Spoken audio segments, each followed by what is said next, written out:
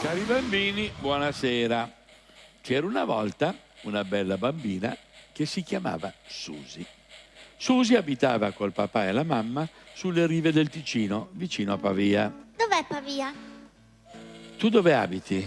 A Milano. Allora non puoi sbagliarti. Tu prendi la via Monte Napoleone, non dalla parte di via Mazzoni, sempre dall'altra parte. San Piazza Babila. San Babila. Brava, San Babila. Fai Corso Europa. Piazza Missori. Sì, Piazza Missori, Corso Italia. Porta Ticinese e segui il Naviglio. Vabbè, allora la vuoi raccontare tu la fiaba? Raccontala tu, va bene? Vabbè, non arrabbiarti, dai. Vai avanti. Allora vai avanti.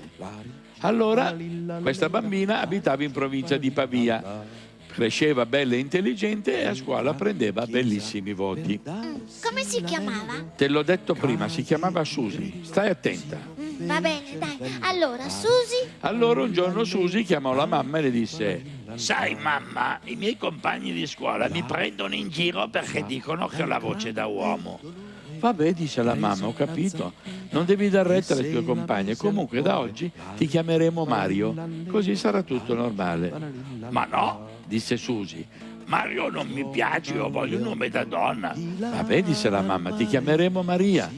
Adesso vai a farti la barba perché voglio portarti a fare lo shopping a Pavia. E che cosa vuol dire shopping? Shopping è come una specie di... come la spesa, come fare la spesa, solo che costa di più. Ah, e allora? E allora andavano a Pavia. Andarono a Pavia e la bambina si specchiava in tutte le vetrine e si trovava bellissima. E così lo era, infatti.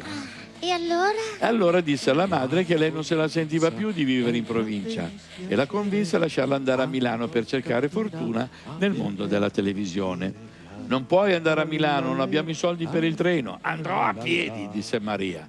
Tanto so come si fa, bisogna seguire il naviglio.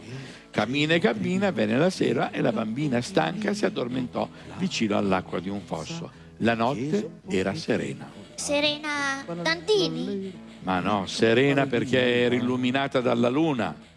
A un certo punto la bimba venne svegliata dal gracchiare di un rospo. Ah, e allora? Quando Maria vide il rospo si ricordò di una fiaba che gli raccontava sempre la nonna, che parlava di una bambina che baciò un rospo e che il rospo divenne il suo principe azzurro. E allora? E allora si fece coraggio e lo baciò. E allora?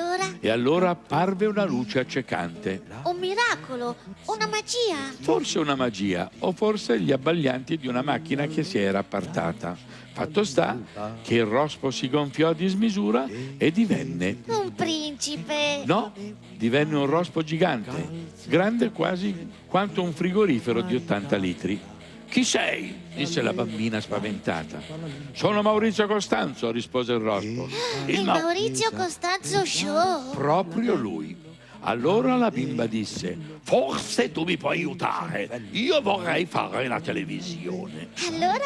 E allora Maurizio Costanzo le disse: io te la faccio fare tele, però tu me devi da un altro bacio ca lingua. Oh, che schifo con la lingua! Beh, per fare la televisione si fa questo ed altro.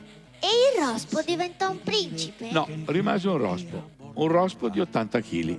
Ma si sposarono? Sì, il rospo lasciò Marta Flavi e si sposarono. E vissero felici e contenti? Sì, vissero felici e contenti, lei, il rospo, le trasmissioni, le feste, le vacanze, l'Auditel, il gossip e il successo. Proprio tutto? Quasi tutto perché alla figlia di Berlusconi purtroppo non piaceva il genere. E la storia è finita. Buonanotte. La Barale? La Barale? Ah, questa è un'altra storia. Te la racconterò quando sarai più grande. Buonanotte. Buonanotte.